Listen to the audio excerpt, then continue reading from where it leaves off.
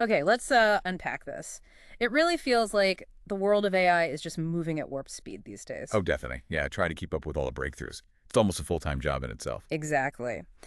So, for this deep dive, we've sifted through, the recent big announcements, especially everything from Google I/O 2024 plus other key news just to pull out what you really need to know. Good idea. Cut through the noise a bit. Right.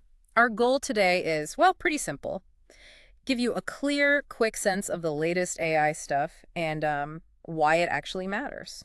And what really jumps out immediately is just how much AI dominated the conversation, particularly at Google I/O. Yeah. It wasn't just like a part of the event.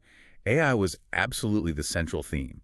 That really signals where these big tech companies are heading. Totally agree. And leading that charge, obviously, were the updates to Google's main AI models, Gemini. Hmm. We saw Gemini 2.5 Pro and Flash get introduced. They're promising, better performance, stronger security, which is always good, and improvements in how they handle information, even coding. And then there was Gemini Diffusion. Now that one's interesting. Okay, tell me more.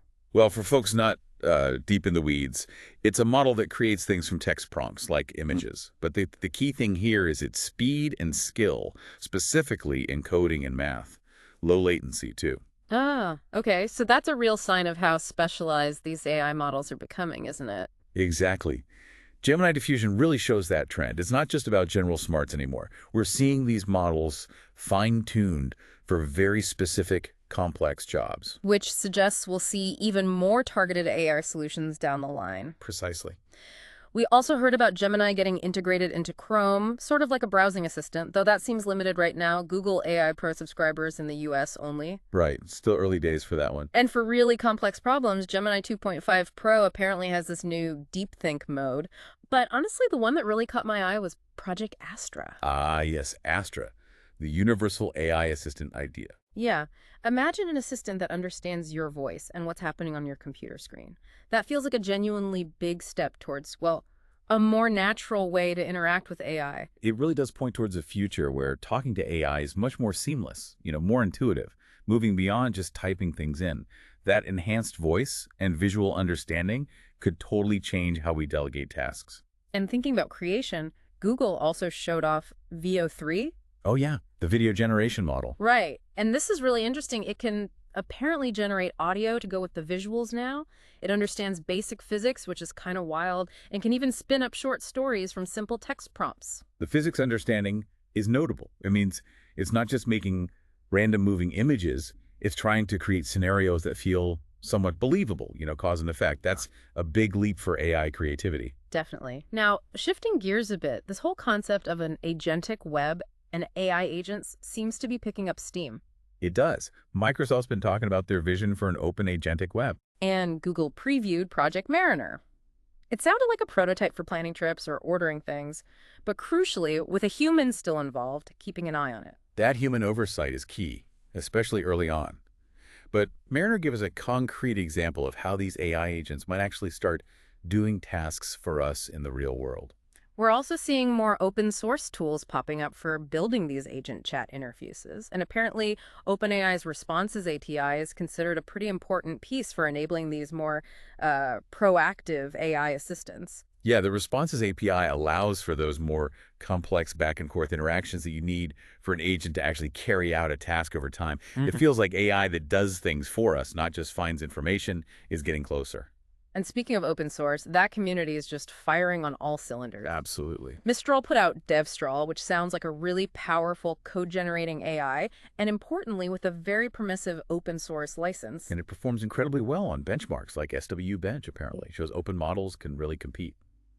Then ByteDance, the TikTok folks, introduced Bagel. That's a multimodal AI, understanding and generating both images and text. And the reports say it's outperforming some leading models in that space. Right, Bagel handling both image and text so well really underscores the progress in combining different types of AI understanding. Plus, LangChain has their open agent platform for developers who want to build agents themselves. And Allen AI is pushing architectures forward with things like Olmo.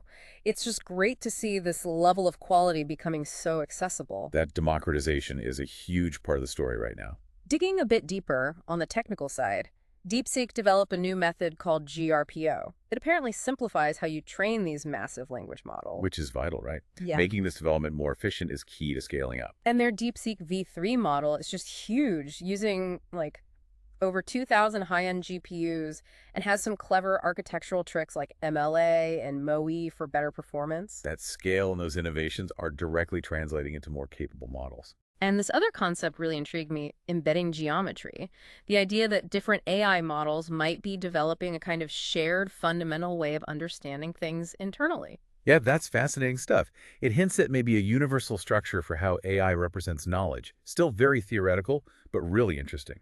Finally, circling back to creativity, Google DeepMind is bundling things together. They have this filmmaking tool called Flow. Which uses Veo, Imagen, and Gemini together. Exactly. So connecting back to VO3's ability to understand intent, physics, story generation, we could be looking at some seriously powerful AI-assisted content creation tools emerging soon. That integration is key, moving towards more complete creative workflows powered by AI. We also saw OpenAI partnering with the designer Jony Ive, from Apple fame, for future hardware, which definitely suggests AI getting baked more deeply into physical products. Yeah, thinking about how we'll actually experience AI in the future through devices. And El Marina, a platform for evaluating AI models, got significant seed funding. Shows how important just measuring AI progress is becoming. Absolutely. We need reliable ways to compare and understand these different models.